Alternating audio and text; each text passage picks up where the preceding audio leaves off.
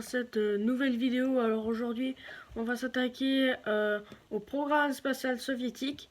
J'ai déjà fait un programme spatial sur les Américains, mais là on va s'attaquer au côté soviétique. Et aujourd'hui on va s'attaquer aux soviétiques. Hein, ça va être plutôt smooth. Et du coup, on va commencer. Allez, let's go. Alors déjà, on va revenir un peu le temps en arrière parce que oui, ça peut. Le programme spatial soviétique, ça va pas commencer aujourd'hui. Hein, ça doit toujours venir très très loin. Du coup, on va remonter à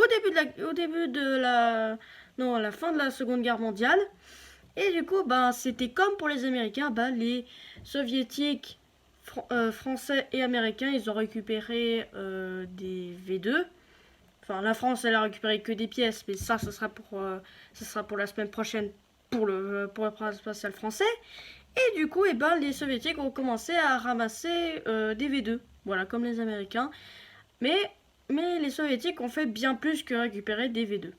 Les Soviétiques les ont custom, en gros, ils les ont modifiés. Et en gros, ils ont modifié pour créer le premier missile intercontinental à propelgol liquide, le missile R1. Du coup, ensuite, après, ils vont continuer à faire plusieurs versions de R1 jusqu'à l'évolution de R2, qui a eu, je sais pas qu'est-ce qui est devenu la fusée R2, mais je sais pas plus que vous sur la fusée R2. Donc, en gros, après, il y a eu la R3, R4 et R5. R5, elle a eu plusieurs vols, plusieurs tests pour lancer des satellites. Et ensuite, après, il y a eu la fameuse R6. Et après, la très connue et la fusée qui est la plus utilisée et que j'ai parlé sur ma vidéo sur les lanceurs soviétiques, la fusée Soyouz. Mais en fait, elle s'appelait pas Soyouz en fait. En vrai, je devrais dire Semyorka. Mais là, il faut vraiment aller voir la vidéo sur le lanceur spatial soviétique.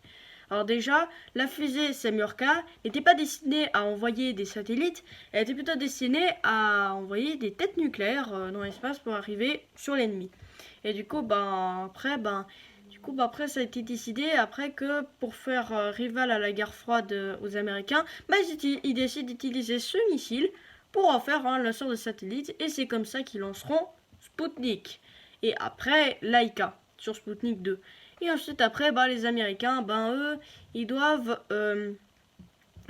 eu un peu de galère parce que le truc, c'est que leur choix, franchement, leur choix de lanceur, il a été un peu compliqué parce que chez les Américains, c'était bien plus complexe que ça. Alors que c'était tout bête. Envoyer un satellite, c'est pas compliqué. De nos jours, c'était pas compliqué. Mais avant, oui. Alors déjà, le truc, c'est que, du coup, il y avait Wernher von Braun qui faisait les fusées américaines, mais surtout le truc c'est que l'Amérique avait demandé que le satellite soit envoyé par une fusée 100% américaine loin des ingénieurs allemands. C'était une très très très mauvaise idée, surtout que le fait que franchement, je veux dire que la fusée américaine qui s'appelait Vanguard, que j'ai expliqué sur mon programme spatial américain, ouais, elle a failli plusieurs fois, plus que le programme. Franchement, je pense que c'est la fusée c'est la fusée le plus gros échec des Américains. Surtout que là, la fusée, elle a été designée elle a même pas eu le design. C'était vraiment fait à l'arrache très très vite. Hein. C'était pas, on n'a pas pris le temps de faire le concept. Ils ont fait comme ça, très rapidement. Ils n'ont même pas le temps de voir les systèmes et tout. Donc forcément que c'est sûr que ça fail. Et du coup, ils ont décidé après que, ils utiliseraient la fusée Redstone, ou je devrais dire plutôt Juno, la fusée Juno 1 qui placera le satellite Explorer 1. Mais revenons du côté soviétique. Alors déjà, après le lancement de Sputnik, il faut qu'ils envoient un homme.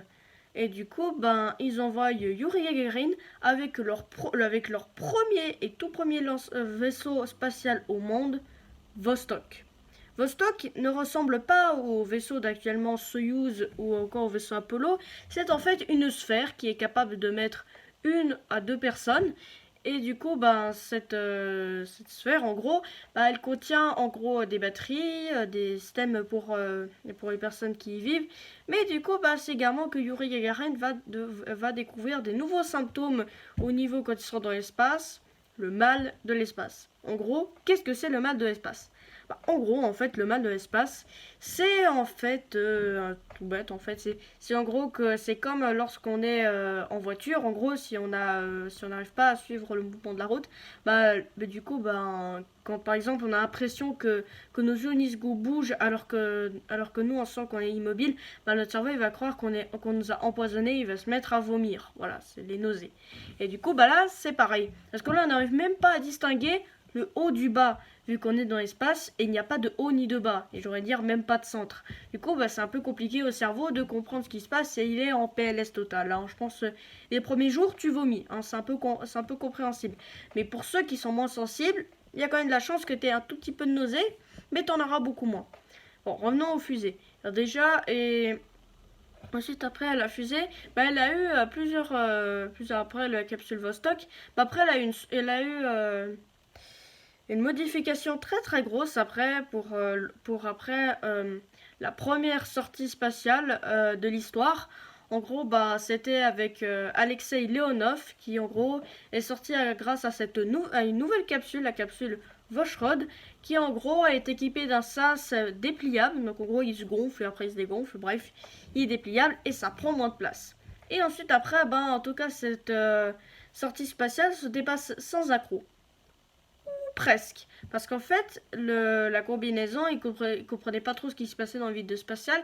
Et du coup, à un moment donné, la combinaison a commencé à gonfler. Et du coup, il a pas réussi vraiment du premier coup à entrer dans le tube.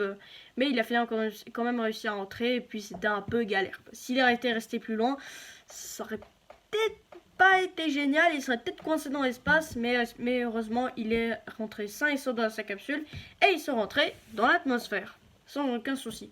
Et du coup, après, il fallait trouver un nouveau vaisseau plus simple que les capsules Vostok et Voskhod. C'est en gros de trouver une sorte de vaisseau qui soit suffisamment léger, mais qui puisse avoir plusieurs composants, notamment des panneaux solaires pour avoir une source d'énergie, et qui, au cas où, si le vaisseau tombait en panne, il puisse avoir encore de l'énergie, ce qui paraît logique. Et du coup, c'est qu'on reçoive le vaisseau Soyuz. Et plus tard, ils créeront aussi le vaisseau Progress qui va ravitailler l'ISS et encore toujours. Et du coup, après, du côté de la fusée Soyuz, elle va subir plusieurs modifications. Et du coup, il y aura plusieurs versions de la fusée Soyuz. Il y en aura beaucoup de versions. Surtout que là, franchement, c'est un énorme bordel. Et si je veux faire un petit résumé, en gros, très rapide, la Soyuz FG actuelle descend à la Soyuz U2, qui descend de la Soyuz U, qui descend à la Soyuz M, qui descend à la Soyuz L, qui descend du module Soyuz de base, qui descend de la version Vostok de R7 Semyorka, qui descend de la fusée Semyorka, qui descend du missile R7. Donc voilà, c'est fait en quand même un peu beaucoup. Et du coup, le Soyuz, comme pour la fusée Semyorka, a aussi eu des modifications. Donc, comme je l'avais dit dans les lanceurs soviétiques, en gros, on a commencé avec la version T de l'époque. Donc, en gros, c'est une époque bien sympa. Ensuite, après, on a la Soyuz TM de l'époque Mir jusqu'à l'ISS. Les Soyuz T et Ma ensuite.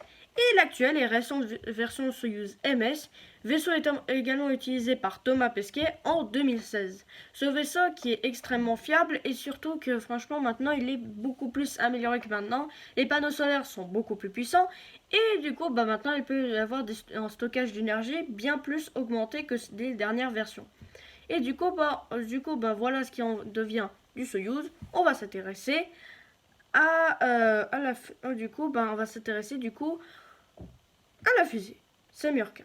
Alors déjà, la fusée Semyorka, il faut savoir que les étages ne sont quasiment inchangés. Quasiment pas.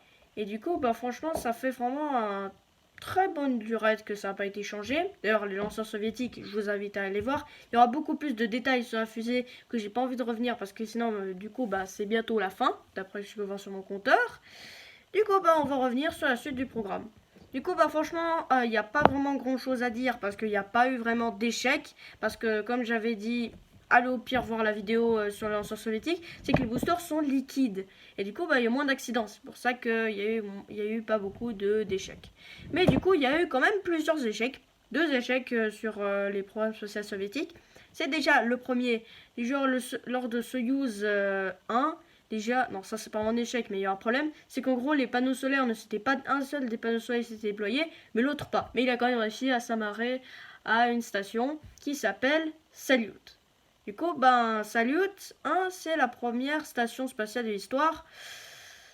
Mais bon, elle n'a pas été utilisée et surtout il y a plein de dysfonctionnements au niveau du truc. Je pense même pas qu'il y a eu d'équipage, je pense que la première station opérationnelle était Salyut 4. Mais ça, ce sera pour la prochaine partie de cette série. Et du coup, il y a également eu le deuxième échec, là où en gros les parachutes ne s'étaient pas déployés et du coup ils sont rentrés à très forte vitesse, percutant le sol à environ une vitesse de 300 km/h. En gros la vitesse d'un TGV, quoi. Je peux te dire que là t'es mort direct, hein. C'est mort direct. Tu peux pas survivre, hein. Franchement, c'est impossible de survivre. À part que t'aies sauté de la capsule, comme plein de gens le disent, mais qu'il faut jamais faire dans les ascenseurs. C'est en gros sauter juste avant que le machin touche le sol. Mais en gros, ce serait de sauter de la capsule. Mais bon, je pense pas qu'ils auraient pu ouvrir les coutilles. De toute façon, ce serait impossible. Mais bon, bref, sur ce, la prochaine partie, on va s'intéresser aux stations Salyut et Mir. Du coup, j'espère que vous avez bien intéressé. En tout cas, on se retrouve en tout cas le week-end prochain pour parler cette fois-ci de la ceinture des ceintures d'astéroïdes et des planètes naines pour terminer la série du système solaire. Je vous remercie infiniment d'avoir regardé cette vidéo. Sur ce, n'oubliez pas d'aller regarder les autres vidéos et surtout les lanceurs soviétiques si vous voulez avoir plus d'infos sur le lanceur Soyouz et sur lanceur Soyouz, je veux dire Samurka, et sur le taxi de l'espace Soyouz. Allez, sur ce, en tout cas, n'oubliez pas, soyez guidés et cherchez la vérité. Allez, à plus!